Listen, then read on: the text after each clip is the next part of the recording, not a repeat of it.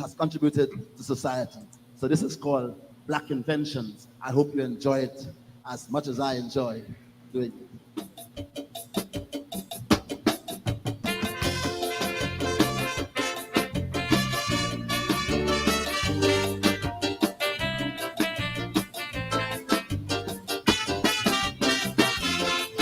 Nowadays, when you mention science or an invention, many people just feel that it came from the white man.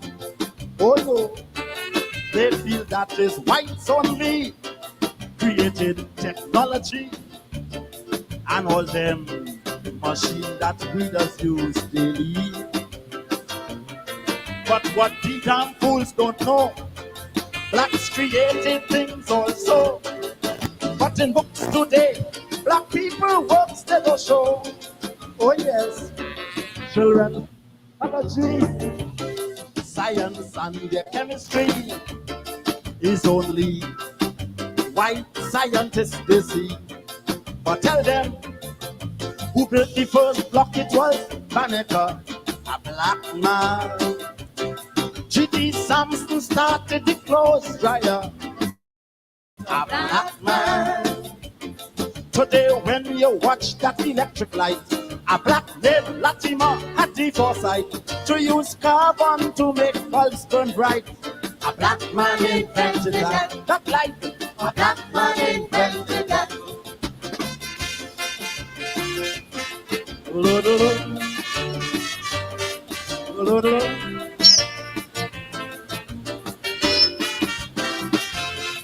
George Washington Carver revolutionized agriculture to produce more food for America.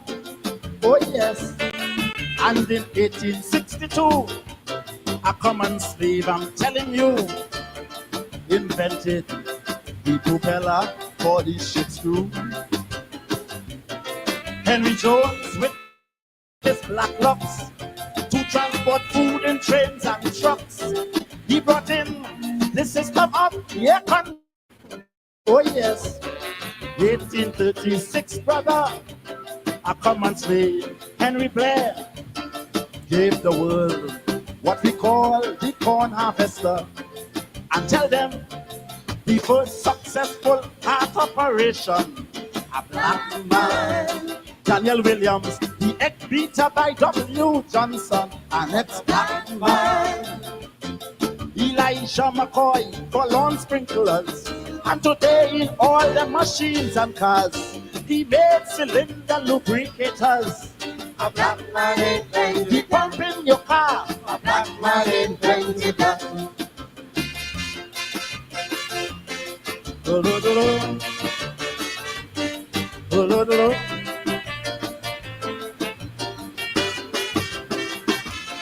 When Granville Woods made his draft, the white folks began to laugh until he invented the railway telegraph. Oh yes, J.A. Burr, a black farmer, 1899, as a thinker, gave the world the celebrated lawnmower. Yes, Percy Julian hit the scene when he took a little soybean and made a cure for arthritis the world had never seen. Oh yes, so my friends, please understand that many inventions, they were made by the hands of many a black man. You want more? Riding saddles made out of leather. Yes, Percy Julian hit the scene when he took a little soybean and made a cure for arthritis the world had never seen. Oh yes, So my friends, please understand that many inventions they were made by the hands of many a black man. You want more? Riding saddles made out of leather. 1878, the fire escape ladder. This from Africa, that science bigger. And if I only mention them Egyptian, you'll see that all them things claimed by modern man is a black man invented. Now if you join the chorus, we will do this some more inventions. Sing with the chorus. A black man invented mathematics. A black man invented cosmetics. A black man invented architecture. A black man invented the steel band. A black man invented writing shorthand. A black man invented medicine. A black man invented alcohol. A black man invented the subway. A black man invented the traffic light. A black man invented medicine. A black man invented the reggae. A black man invented jazz and bongo. A black man invented calypso. A black man invented. Oh yes, Black Inventions. The mighty chalked us, Dr. Hollis Liverpool, the political calypsonian. Calypso is political, but chalked us and them boys is politics. Black Inventions. We are coming up to emancipation, and so we want to rev up the black thing a little bit. Sorry for the late start. It was blackout where I was, and I had given up, take off my clothes, and prepare to deal with an all-nighter. Call Mr. Slowe and tell him like we ain't got to reschedule, and then bop, it come on back. And I start abusing up people in my house and tell them they in cahoots with Jack Dew and them to sabotage. Sabotage. Politics 101. But here we are, better late than never. Mr. Paul Slowe is here, and this is a show that we have been waiting on because lots of stuff happening in the police force, with the police, and the man who know the police force inside out, Mr. Paul Slowe. Of course, he has his own program. I know it's Wednesdays, and I notice sometimes he's doing some extra programming because duty calls. So let's get going. No time to lose because we have lost a lot of time already. So let's bring in Mr. Slowe. My brother, good evening. Good evening, Doc. Good evening to all your viewers and your listeners. Yes, we fighting with the blackout here. You know, they still with all the barge and all the thing that come in. We still getting blackout. Well, Rambo Gaskin came in early 90s to end blackout, and he died over the weekend, and we still get blackout. So we still get successful at all. Yes. Yes, when Rambo came in 1992 to end blackouts. Yes. In 2024, Rambo, quite a character. Indeed, quite a character. Did you interact with him? Yes, I interacted with him on a few occasions. Yes. Yes, he is quite a guy. Quite a guy. Our condolences go to his family, his close friends and associates. Rambo Gaskin, a character of all characters. Brother Slowe, where do we start? Now, I think the first thing that hit us was somebody, I don't know if you served with him, Mr. Brutus. There was something with money going into the credit union. Then the money was given back to him because apparently you couldn't put certain amount of money to the credit union. Then the police chief said that the commissioner said no money was put in any account, and then them boys skin up the thing and so on. Now the thing is out in public. What is going on? Talk to us. Well, in terms of the matter that you're referencing there, that started some time ago. And on this program, on the program that we have speaking out, we got the information about this attempt, what we call to launder $16.5 million through the police credit union. According to the information received, and the allegation is that the officer, Brutus, attempted to deposit. He actually deposited $16.5 million in the police credit union. He said that 15 million was for his account, and $1.5 million was to some interest on some loan which he did not have. And based on the information, when this was done, the person who was in charge was not at the office at the time. When the person came to office and realized that this transaction was not above board, the money was returned to Brutus. Now, it is alleged that following that, the money being returned to him, and the receipts are there, the receipts are there, the documents are there to support this allegation. Then it is alleged that sometime shortly after, the acting commissioner, Clifton Aiken, called the ranks who had refused or who had returned the money to his office, and he berated them. And they were immediately removed from the police credit union. They were transferred to several places. And they attempted to cover the thing down, but we kept talking about it. And of course, the thing got more fuel and mileage. And then when it was sometime last week, I think it was, Dennis Shriball from the Demerara Waves, on the sidelines of a function of the Marriott, interviewed or attempted to question the acting commissioner, and he denied that any attempt was made to deposit any money. And he denied that an investigation had been launched. And the very next day, now after he did that, Dennis Shriball somehow got his hands on the evidence, that's the receipt and other documents, and he did an article.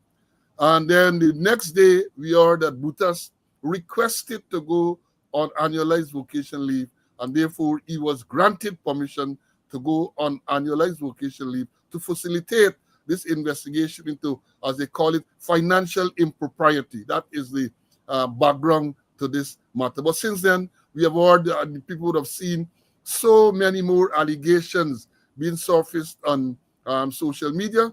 And, the vice president and others claim that SOCU, the Special Organized Crime Unit, a unit within the Guyana Police Force, is tasked with investigating this matter.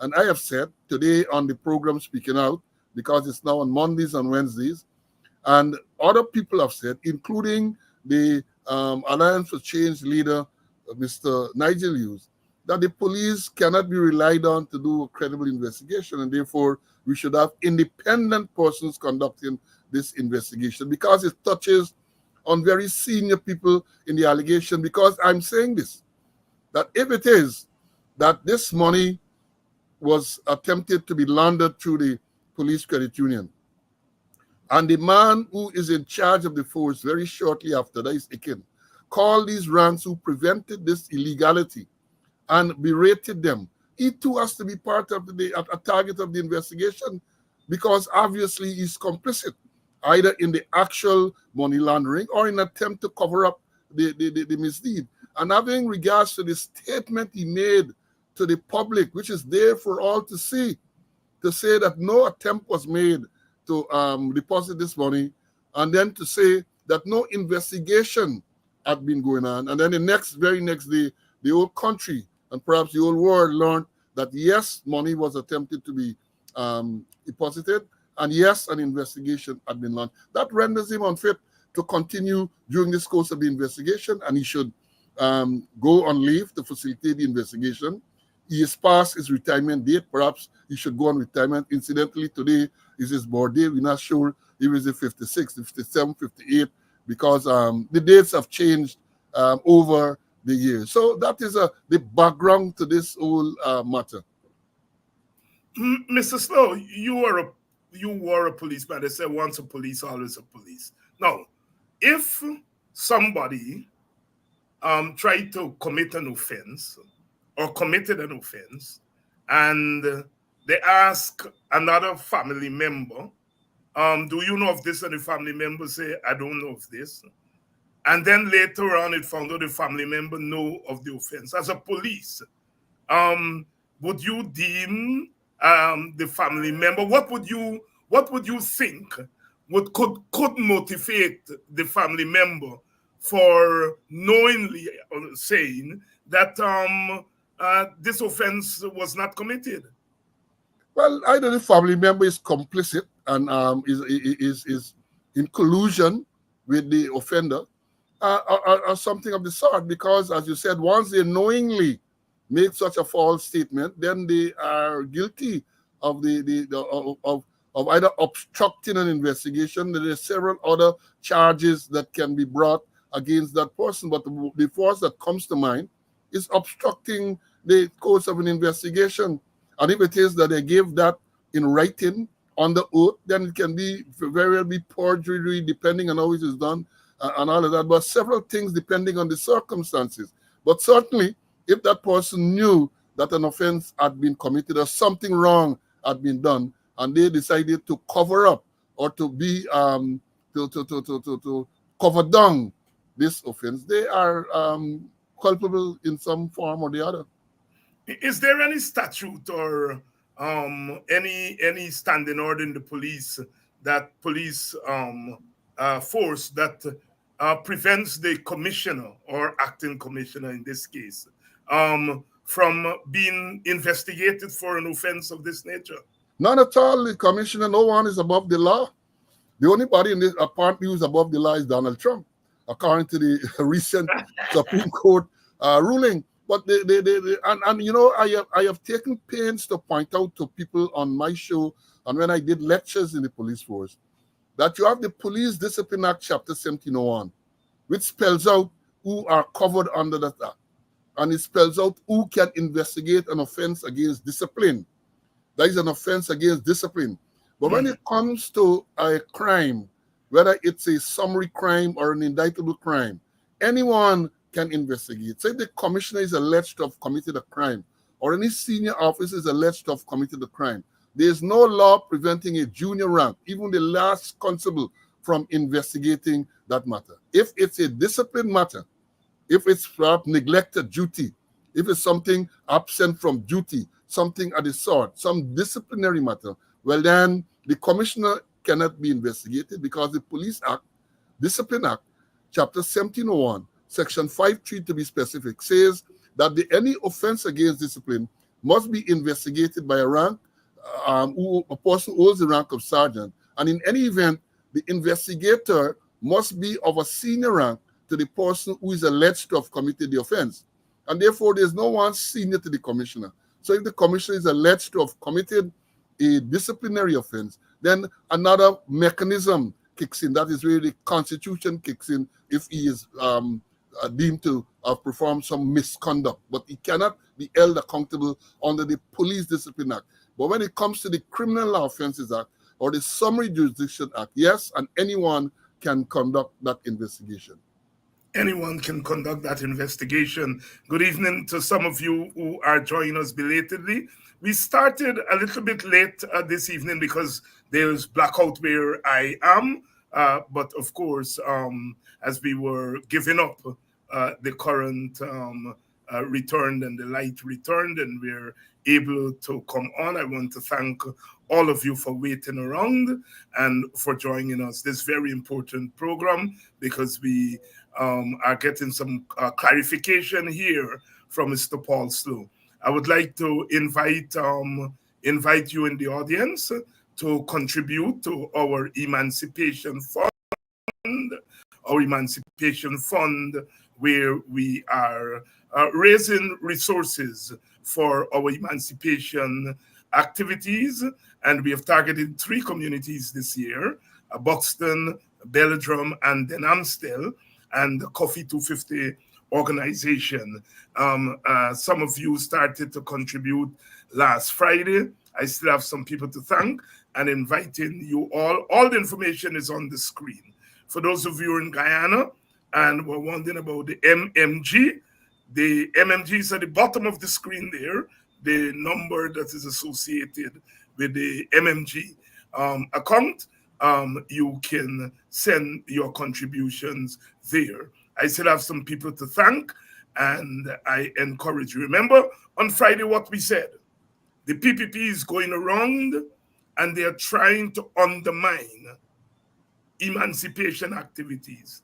legitimate emancipation activities. They're doing it to Agda. They have organized a big party at Maltino's. There's a free party to organize to undermine Agda. And we are calling upon you to turn out for the Agda event. And in the communities, in places like Denamstel, they're putting on alternative events, and they're, saying they're not charging people is free, taking the eyes and past black people, black man like freeness, and so that's the racism, that's the racism, playing to the stereotypes of a people. So black man like freeness, so they go into the communities and they're putting on this free thing to catch away. And we are saying to you, the activities in the communities must go on. And we here in Politics 101, we are raising whatever resources we can raise to help with activities in the communities that we have identified. So please, the Cash App, PayPal, Zelle, MMG, they're all there on the screen. Mr. Slowe, back to you.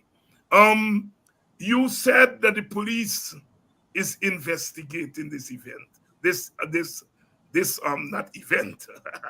investigating this development. Now, the story about police investigating police, it's one that you have given a lot of coverage to. You have talked about it on this program. Nigel Hughes, who's going to be here tomorrow night, a leader of the AFC, has called for an independent investigation. He said perhaps a CARICOM investigation, some team from CARICOM, the Caribbean, coming in. Just before coming on air tonight, the Georgetown Chamber of Commerce, would you believe this, Mr. Slowe? The Georgetown Chamber of Commerce is saying it doesn't have any confidence in the police investigating the police in this matter. So it looks as though your work is paying some dividends. Talk to us about why this matter and matters of this magnitude should not be investigated by the police. Well, thanks. So let me. I posted something on social media.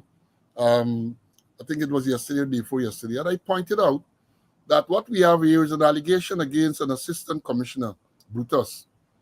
And as I indicated earlier, the person who's performing the functions of, or the acting commissioner, is also likely implicated.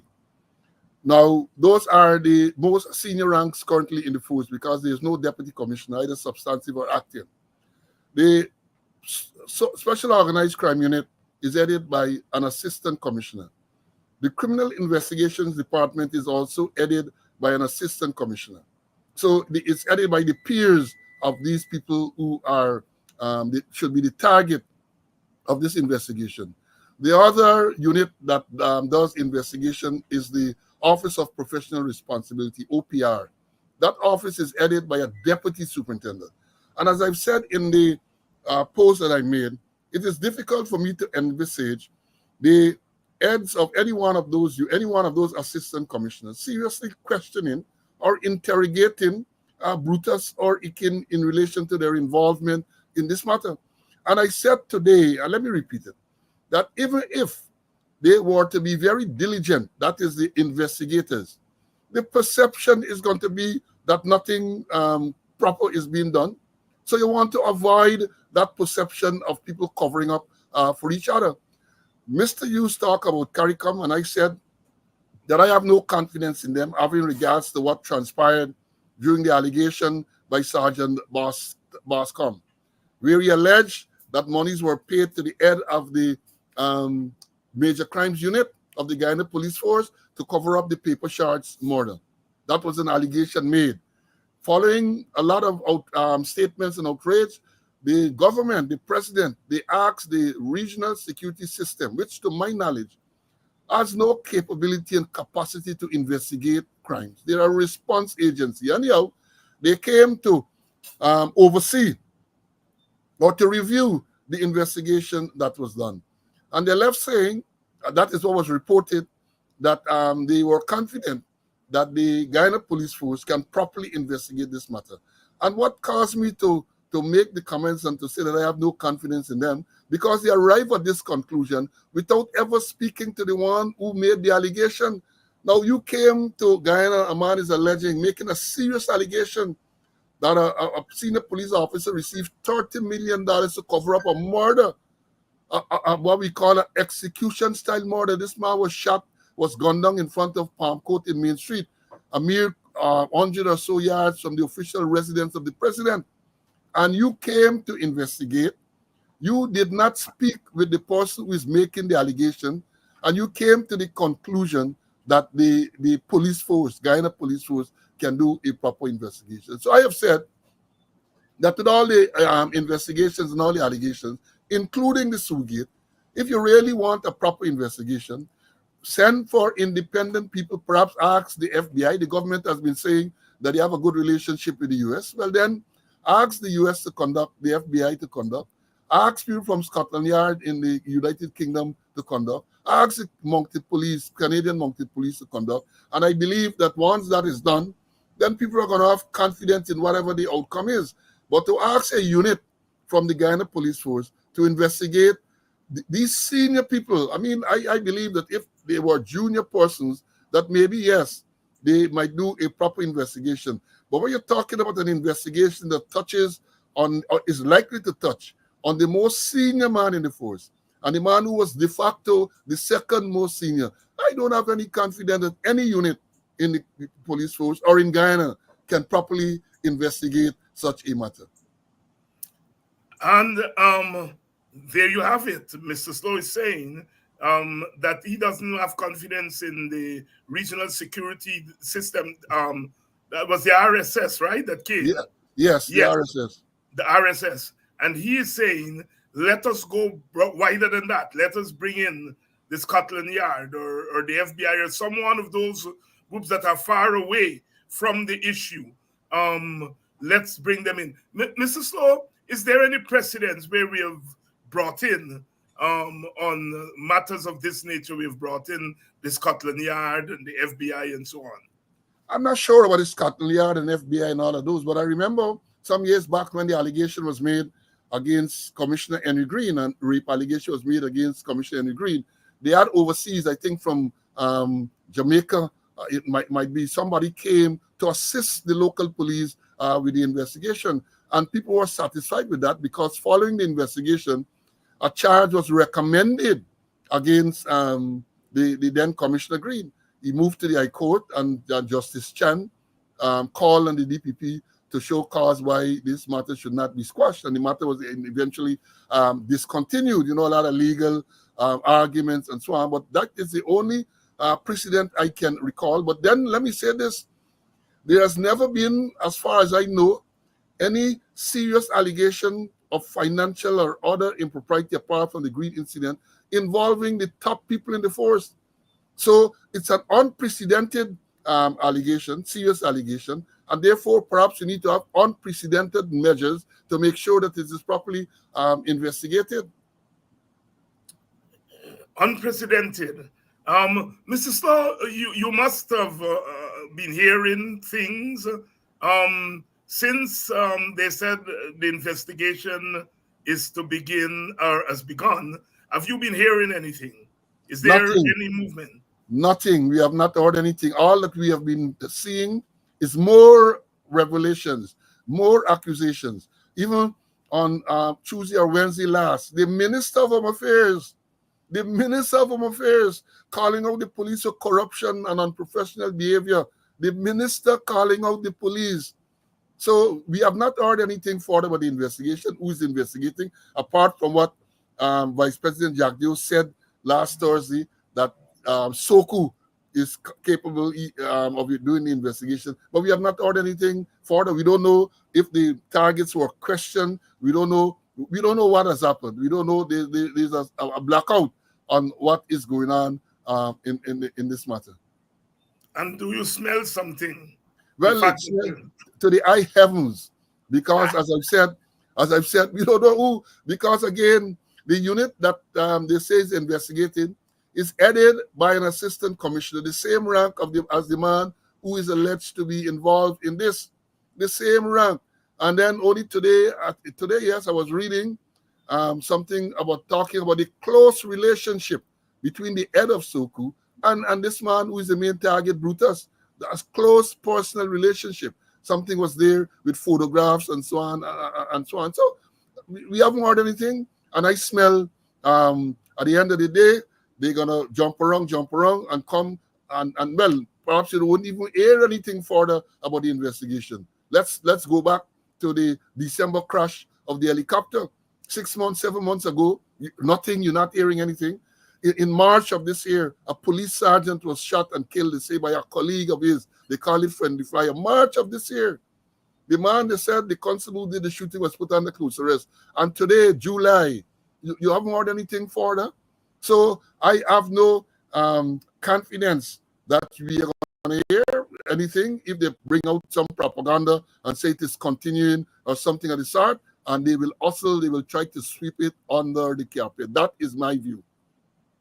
Mr. Slowe, let me ask you to now put on your analytical hat, because again, you're obviously what we call a police. You've always made that very clear, whenever you're dealing with police issues, and I always bear that in mind whenever I'm interviewing you, because you're not somebody who's going to criticize the police for the sake of criticism. You're not going to, you're not the type who will want to get back at your colleagues and so on. And so therefore, that is why I value your insight, your analysis when it comes to police issues, because you bring to bear institutional knowledge, you bring to bear an impartiality, and you also bring to bear a fidelity to the force. And I want to ask you this: when you see the issue that we have been talking about this evening, when you recounted a couple of other issues there, over the last 4 years, there have been a slew of scandals in the police force. When you think that the police is there to serve and protect this nation, should we have confidence in the police force? Is it stretching it? Am I stretching it when I suggest that we are probably a danger, because this is a force that is supposed to serve and protect us? Talk to me. Yes, of course, it's supposed to serve and protect. And as you pointed out, in the last few years or so, we have had, as you said, a slew of allegations, serious, damning allegations. And the worrying thing to me, that these allegations are made, and I don't think the proper action is being taken to hold the persons responsible accountable. They come and they attempt to cover and all of that. And let me say this: as you said, I'm a police. I have abiding love for the force. The force has given me a lot of what I have achieved today. But so the force as an organization is a good organization, but it's the leadership and the individuals. They are tarnishing the image of the organization. So many things are being done long ago, and some will jump to say, yeah, we have always had allegations made against policemen. Always allegations. But back in the day, you were confident that is what is going to be properly investigated.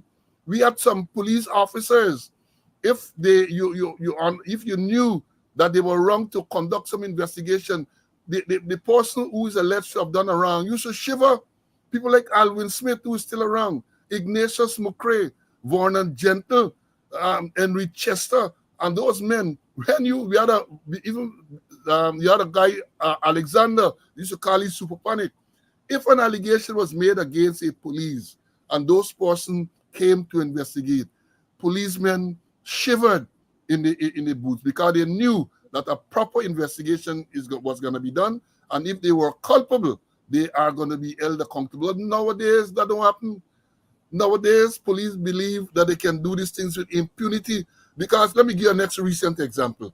We heard some time ago, about 2 weeks ago, that a man was robbed of $10 million at GBTI.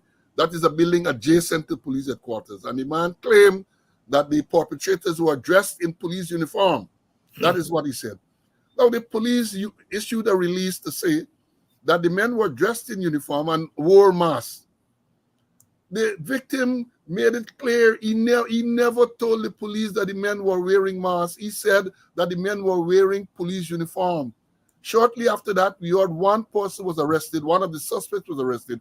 They didn't say whether he was a policeman or not. And since then, you have not heard anything more. So one gets the feeling that it's a cover-up going on. It might very well have been policemen, because the delegation released to say, this is GBTI, if you know, that is on Young Street, just opposite by Pegasus there and the Benab.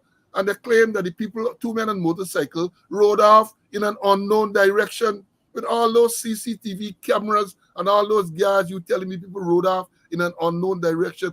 These are the types of things that cause people not to believe and not to have confidence in the police force, right? You're going to always have, let's make this clear, you're going to always have bad eggs in any organization. You're going to always have that. But when they are found out, it's how the system deals with them that is going to determine how much people believe you're credible or not. I made the point today on my program that you have good policemen, because let's look at the recently a policeman was arrested on the East Bank with marijuana, 9-point-something kilogram of marijuana. Police arrested him. Then you had the 2 GDF senior NCOs. Police arrested him. So a lot of policemen, a lot of people are charged. Police are arresting them. So you have good people, because if all the ranks were bad, as some people want to believe, then those men would have never been arrested. People that just say, well, he's a colleague, well, he's a man in uniform, a fellow joint service, let them go. But you have good men. But the issue is with the leadership. You get poor leadership, and therefore what happens? Because again, when you get the most senior man seems to be implicated, Brutus, an assistant commissioner, seem to be implicated. You remember not so long ago, a couple of weeks ago, it was revealed that they had applied for some sandpit along the Hinds'Sight Highway, and the vice president said on his program, no, permission was not going to be granted. Allegation that a police officer bought a prime property in Georgetown for $50-something million cash. These things are there, and these things need to be investigated. They need to be investigated. And I've said it shows when you have senior officers involved in business, as they were attempting, or they are involved in with the sandpit and all that, they cannot give their all to service and protection, which is the motto of the force. Because if you have these $1 million interests and business, how can you give everything that you should give? And it's a conflict. But how can you give your all to the citizens of this country to ensure that they are properly protected? You can't. You can't. You can't. Mr. Slowe, let's go quickly to Mr. Robeson Ben, Minister of Home Affairs, at the symposium last week, made some, in quote, stunning revelations. He apparently was asleep, or he was living in another world, but he suddenly discovered that there is corruption in the police force. What stunned me about Mr. Ben's revelations is that he seems to be targeting lower level policemen and women. He did say commanders, but he seems to be targeting lower level policemen, 1. 2, he seems to be disassociating his government from any responsibility for what's happening in the police force. Now, I have a thesis. As you have said about 5 times this evening, there's always bad egg in the police force. There was always corruption, and there will always be small levels of corruption in this police force, in any police force. But it seems to me that this government, under this government, corruption in the police force and previous PPP governments, corruption in the PPP, in the police force, has increased astronomically. So one could conclude, I think with some confidence, that there is a relationship between the way the police force, the government has dealt with the leadership of the police force in terms of political loyalty, in terms of political interference, that in a sense, it has turned a blind eye to what is happening in the force in terms of corruption. It's my thesis. You are the expert. Talk to me. Well, I support that thesis fully. And coming back to Minister Ben, I have to make the point today. He come across to me like Rip Van Winkle. He had just woken up after the a long sleep. And then I have the statement here from something from the thing, because at the symposium they said Mosun Ben called out the Guyana police force over questionable accounting. He called them out over questionable accounting practices, bribery and corruption, and vowed to conduct audits and investigation into the alleged malpractices. Now, let me say this for your viewers who might not know. The police force is not a self-accounting agency. The Ministry of Home Affairs, the PS Ministry of Home Affairs, is the accounting officer for the Guyana Police Force. Let me repeat that. The Permanent Secretary, Ministry of Home Affairs, is the accounting officer for the Guyana Police Force. So anything to do with accounts, anything to do with spending, right, has to have the approval of the ministry. So all of these things, when you look at the allegations made by the U.S. Treasury Department against the PS who was under Minister Ben, for Minister Ben now to come to talk about questionable accounting practices, bribery and corruption, the thing been right under his nose, according to the Americans. It was right under his nose. So that is why I have to say that perhaps he's Rip Van Winkle. He just woke up. He just woke up.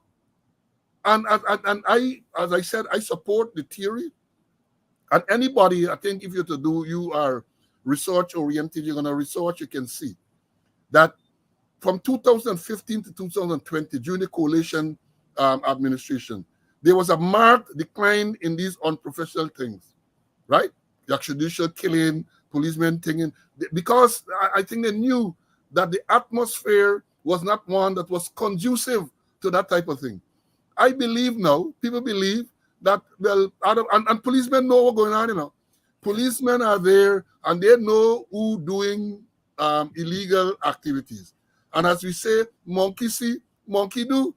So you see the big ones are taking, look at all the allegations about these contracts, millions and hundreds of millions of dollars. You think the police officers, the senior ones in particular, don't know what is going on? They know. And therefore, I am of the view that they use that to approach these people to get concessions. Police officers getting contracts and all these things. Clearly, look, minister talking about procurement things and so on. The allegation is that the same man who is being investigated, he established a company, and I have the document here, in sometime like June last year. His wife established a company too, and they are supplying items, millions, hundreds of millions of dollars in items to the police force. And that must be a conflict of interest. You want to tell me that the minister and the permanent secretary and all of those people have to sign off on these accounts are not aware that you're paying tens of millions, hundreds of millions to people who are in a conflict? Look, man, they got to tell that to the Marines. I'm not going to believe that. I believe that no. But now that these things, as we said, skinning up, Ben feel that he should run for cover. And again, he made all sorts of statements. He's not known to make, in my estimation, statements that are very coherent and sensible. He talks a lot of, I think, one time he tell people, if you have an illegal firearm, put it in a bag and throw it in the compound. And then he goes to a fire scene and he berating the chief fire people to tell them they must put the hose to the source of the fire. And then he comes down to tell people wearing of jewelry, and he making all sorts of statements. And I said today that having regards to the statement he made about wearing jewelry, at the very night, the president came out to say, well, basically nothing is wrong with that. It's a self-expression. The president threw you under the bus. And if he had any decency at all, he would have done the honorable thing and decided to chuck and to go. But he's going to be there. He's going to be there and continue to blunder. But all of these things that he call out the police force on, he is indicting himself because he is the Minister of Home Affairs. And if these things are going on in an agency below you, what are you doing? The man complaining that he making requests to police, senior police, and they're not complying with the request and all of that. The man is complaining about that publicly. It means, therefore, that he is useless. He serves no useful purpose. And the best thing for him to do is either be replaced, which I don't think he would be, or to resign and go your way if you can't do the job. Resign and go your way if you can't do the job.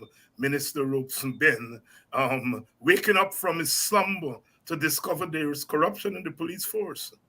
And more than that, he makes no connection between the government and what is happening. Mr. Paul Slowe here tonight, as usual, laying it out for us, I have a couple of people to thank for making your contribution to our Emancipation Fund. I would like to thank Raymond. I would like to thank Lynette. I would like to thank Marcel for their contributions.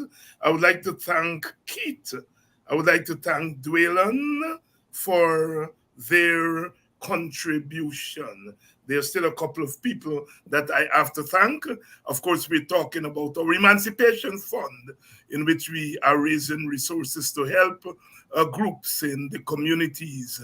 We have identified 3 communities: Buxton, Denhamstel, and Belladrum on the west coast of Berbice, that we want to make contributions to. So please make your contribution so that we can make the contribution on your behalf to the emancipation activities in the communities. Mr. Slowe,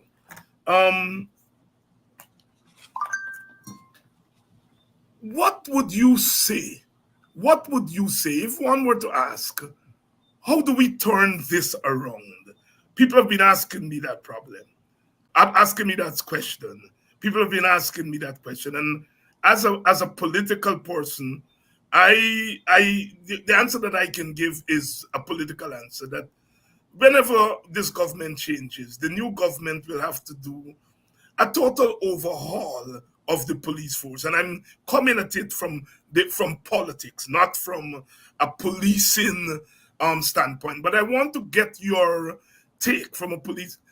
We seem to have reached a very low point in the police force. And I keep saying that because the police force is not an ordinary institution. It's part of the coercive arm of the state. It is the institution that we depend on to protect us, to serve us while we're asleep, to mediate if there are conflicts in families, conflicts in the society. We expect the coercive arm of the state to really hold the line against those who are holding high political office. And if such an important arm of the state is in crisis, the state itself is in crisis. I want to ask you, from a policing standpoint, what can be done? Because I am talking about waiting until the government changes and then the new government comes in, and hopefully they have the will to really go after this badness, as we would say, in the police force. But some people are saying to me, Dr. Hines, we can't wait on that. Something has to be done. I want to ask you, from a policing standpoint, tell us what some of the things that can be done immediately in the short term, and what we'll have to do in the long term. If you agree with my thesis that the force is in crisis, it's an important institution in this society and any society, and if they're in crisis, then the society itself is in crisis. Well, yes, thanks, Zach. But there's no doubt that the force is in crisis. I mean, we have recounted so many serious incidents, so there can be no doubt that the force is in crisis. And as you said, by extension, once the force is in crisis, the state, to some extent, is also in crisis. But I don't believe that there's any immediate fix to the situation that there is now. I think it requires, first of all, the political will. And one of the problems we have had in recent time is the politicization of the police force. let me say this. There is no serious decision that is taken in the force, whether it has to do with administration, movement of persons there, without the government getting involved. So the police force is no longer as independent as it used to be. And there are several examples to confirm or to support what I am saying here. You know, back in the early 2004, thereabout, around that time, when they started this, the IDB-sponsored Citizen Security Program, where they were looking to reform the force. I was identified as the person to lead that reform. And therefore, I'm fully aware of some of the things that we had said that needed to be done. And one of the things we had identified, that if the force is to be reformed, it was good then, and the system or the method or the problems that we had identified were relevant then, and they're still relevant now. We had said, I remember having this conversation with Gail Teixeira, who was acting Home Affairs Minister, that for the force to be reformed, some of the elements you have in senior positions have to go. You cannot reform the Guyana Police Force and certain people remain in those senior positions. It's just not going to work. And I said to her, and we had agreed that, look, when we say they have to go, we don't mean you dismissing people just like that. They were modules that were used, that people get early retirement, people get, you got to move them off the force if you are serious about reforming the Guyana Police Force. You have to look at your recruiting and training. The training is abysmal. No proper training is being done. So people pass through the college and they go out on the road, and certain basic things they don't know. Look, only a few days ago at the symposium for the 185th anniversary, Attorney Chevy Chase, I think that is Chevy Devonish, sorry. Yes. Have to make the point to tell policemen what Section 18 of the Police Act says about stop, search, and detain. I mean, those things are routine and basic. And if you have a force that is going about men not knowing what the law is, you're going to run into problem. And you know, people talking, they come where they must change the name and from police force to police service. That is not going to change anything. Not going to be just cosmetic. You change it, you pass a law and you change it from force to service, but then you still have all the bad habits and all the bad practices going on. You have corruption, you have people abusing the authority, and therefore this to change the police force is not an easy task. But I believe it starts with political will. I believe it starts with independence, and I believe you have to get rid of some of the people who are there in senior positions. You cannot have senior people who are corrupt, who are even allegations. You know, Doc, let me tell you this. I served 37 years in the police force, and I can't recall these type of senior allegations being made against senior people. I can't. Yes, allegations were made from time to time, but when you hear these senior allegations of laundering money, and you are at the very senior level in the force, this is worrying. And I'm saying that action needs to be taken like yesterday. Because one thing that you have to do, you have to work towards restoring public confidence in the force. And that is not going to happen by just propaganda. You're giving release, and then you say you're going to meet with the community here, and you're going to meet with the community there, and then what happened? One incident in the same community. People will know whether you're genuine or not. And people have come to the realization that all of these outreaches that you're talking about, you're not genuine. You're not genuine. You're just playing to the gallery. And therefore, they are not going to react or interact with you in the way that they should. And that is very, very important. So it's almost at every level, in every area, you have to have change. And I have said that perhaps the only area in the police force that brings credit to the police is the band and the immigration department, because the immigration department is part of the police force. And I know some people said recently what's the problem there, but there is a problem as a result of perhaps government not providing the necessary materials, because anyone will tell you who had interaction with the immigration department prior to 2020, it was a breeze. You would go in there and you got your passport within 1 week. You don't need to talk to anybody. You hadn't to ask to bribe anybody. But when you hear now that hundreds and hundreds of persons are there from very early in the morning, I had the experience last year, March. I had to get a new passport because, some people talk about renewal, but passports now are not renewed. These machine-readable passports are not renewed.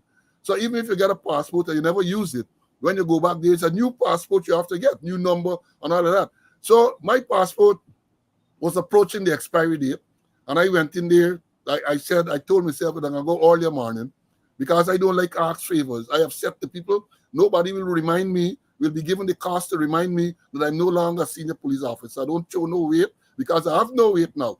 So I went there about 7 o'clock in the morning.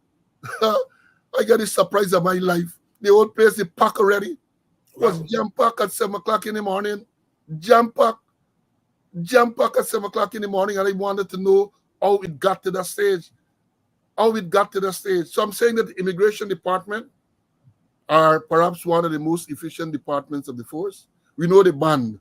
The band is there, and they're involved in actual policing. They do well. But I can't think about any other department that brings credit to the police force on a consistent basis. None at all. And that is worrying. And they're not doing anything to fix it.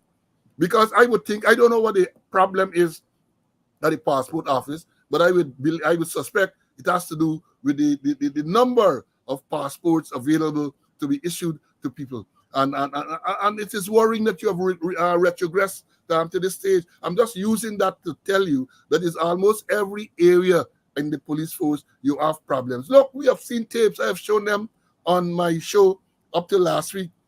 We'll stop a man, they want to search him.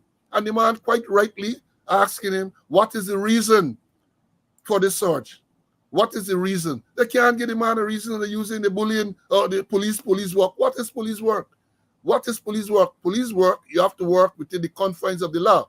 And I used to tell people when I lectured that in many occasions, you might find that the law is too restrictive, but you can't break the law to enforce the law. The law is what it is. And therefore, you might be able to lobby and canvass for a change, but you can't break the law to enforce the law. And that is part of the problem in every area. I speak often about traffic because I was traffic chief. Many people know on 2 occasions in this country, perhaps unique, 2 occasions. And breathalyzer test, speed gun. I made the point, and I was telling someone that was a function on Saturday night, that the policemen are not adequately trained to use the speed gun and to use the breathalyzer test. They're not trained to give the evidence. And what disappoints me is that around 2009, before I left the force, when I was there, this breathalyzer thing came in around that time. The law came in around that time. And I sat down with some officers and drafted what we call standing operation procedures of how to operate these things, how to give the evidence in court and all of that. And to see now that when people go to court, they can't give the evidence because the ranks are not being properly trained. And training is key and critical to any institution, especially in law enforcement, where you're dealing with the law.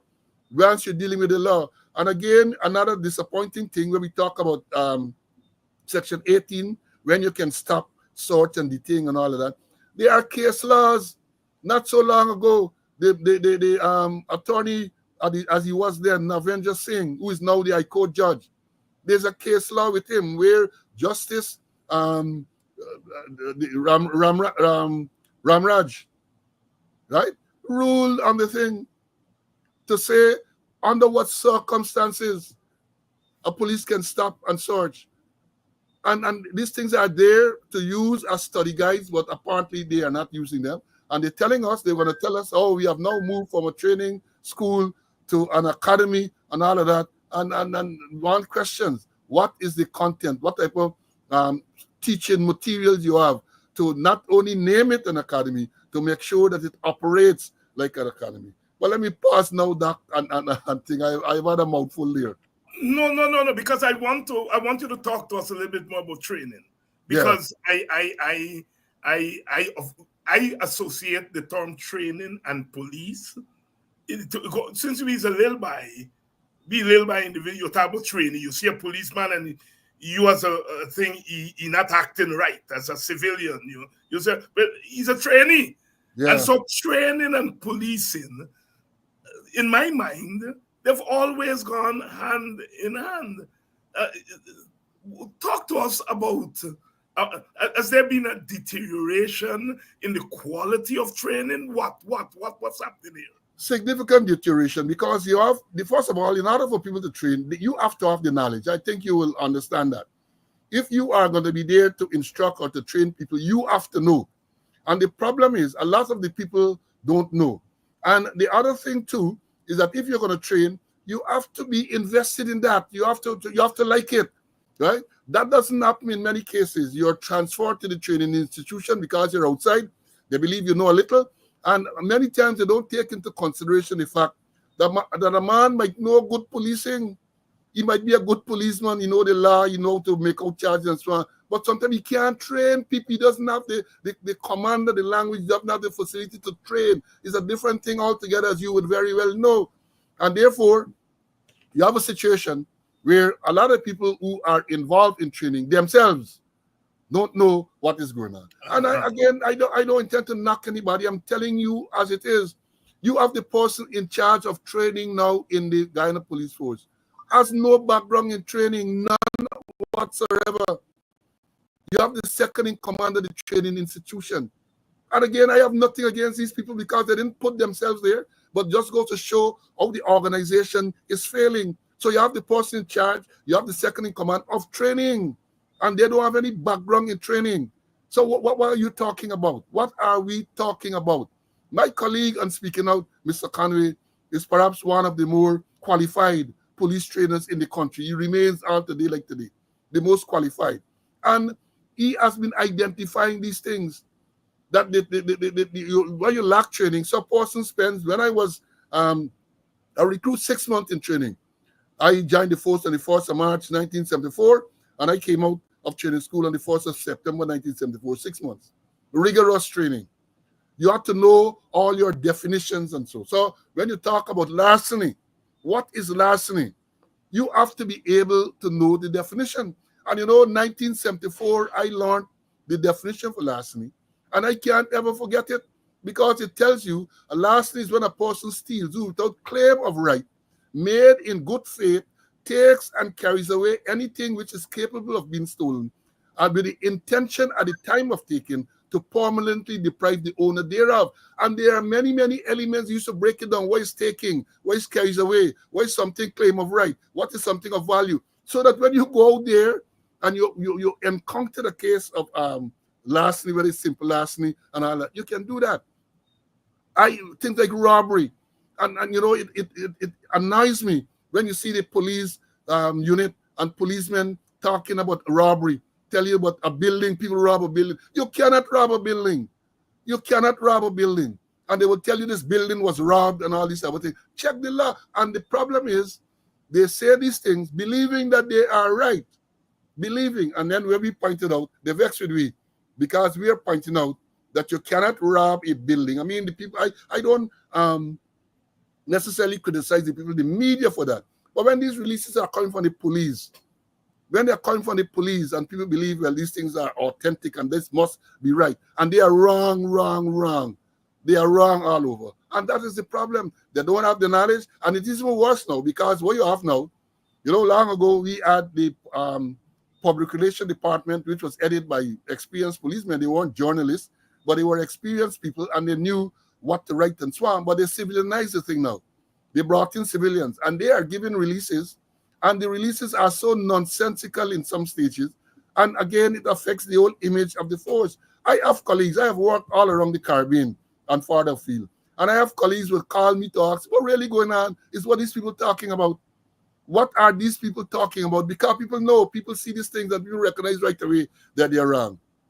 People recognize right away that they are wrong, and then it's how they judge or how they assess the Guyana police. But training is very, very important. Very important training.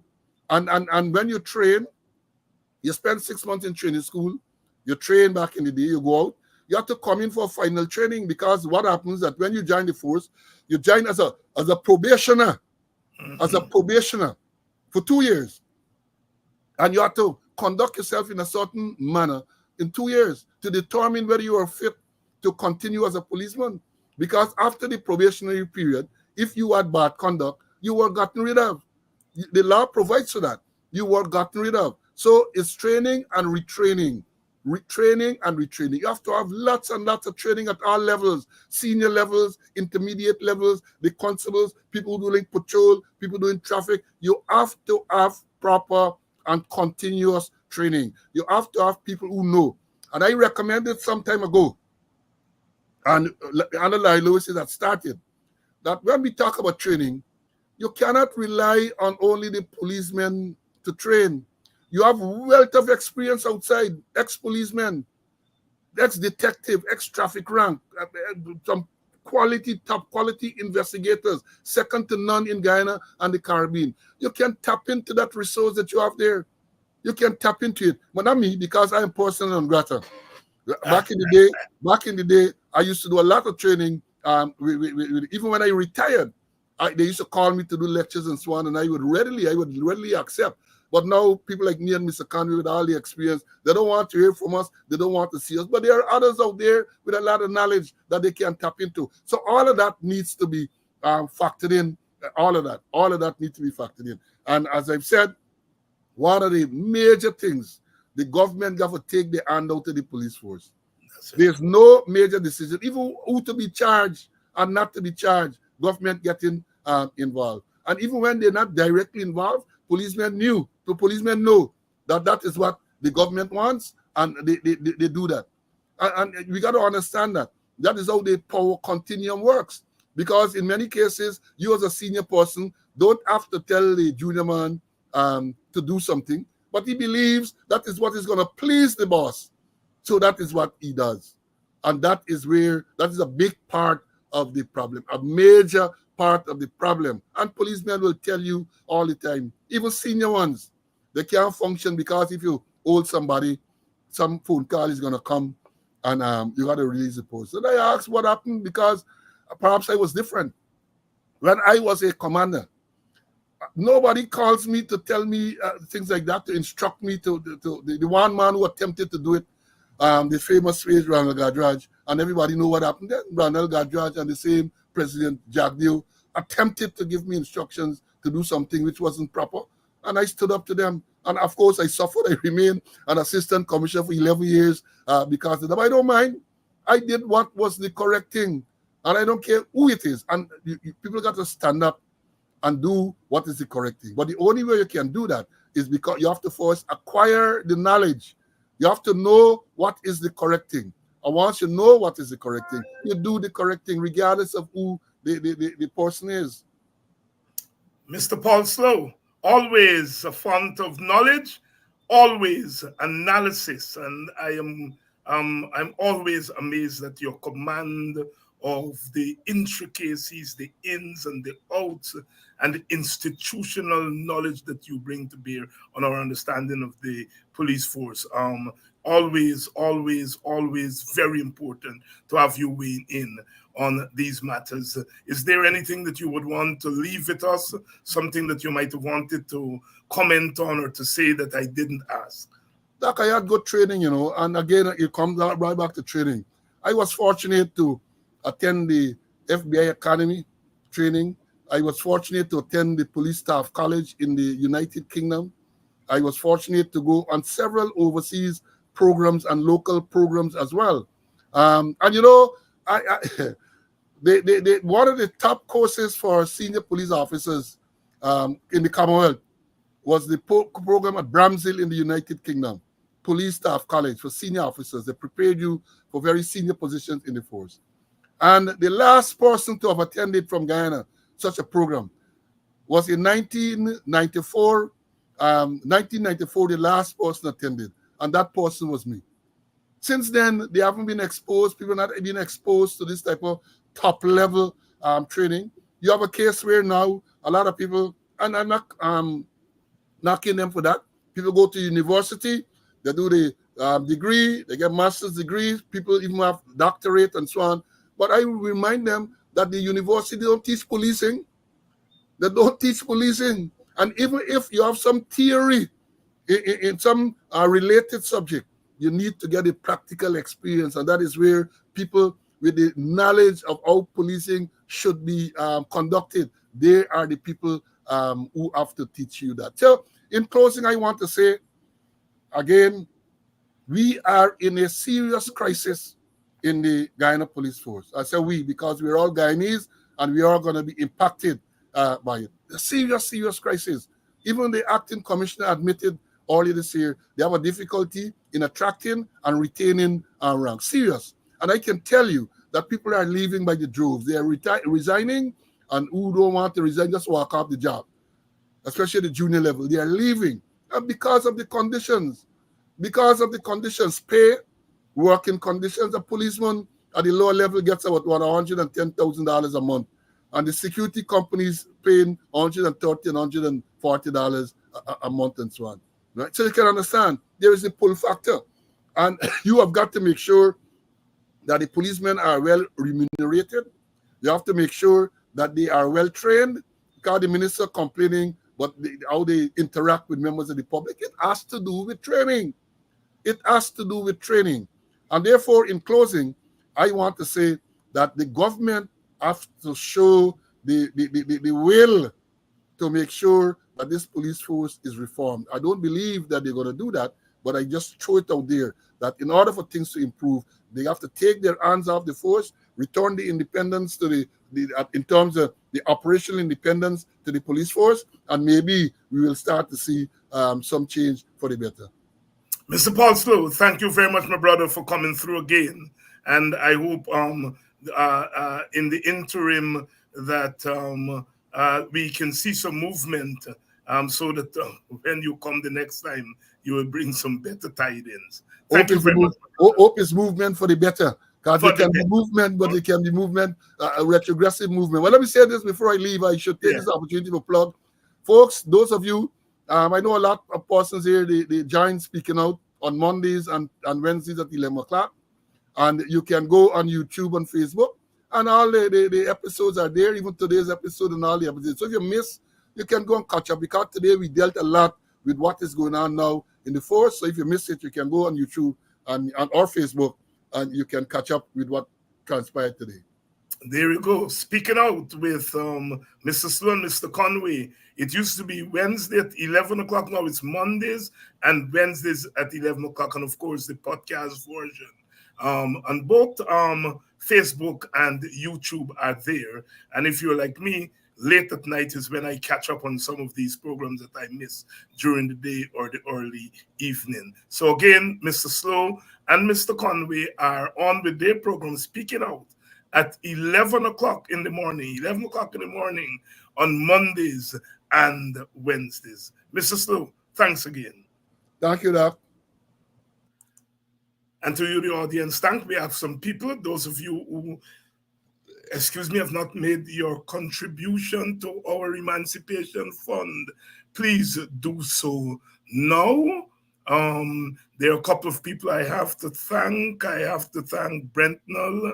I have to thank Edward. I have to thank Audrey for making your recent contributions.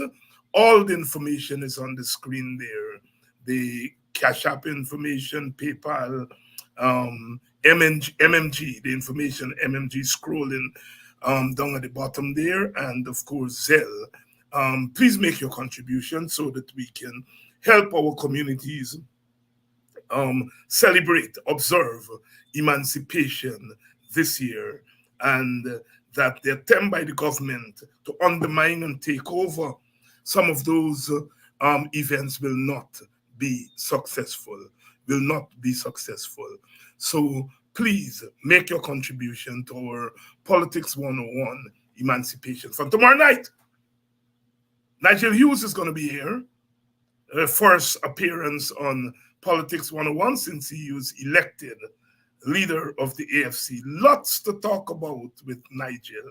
So I expect to see you all bright and early tomorrow evening. For another edition of Politics 101, where it's always happening. It's always happening here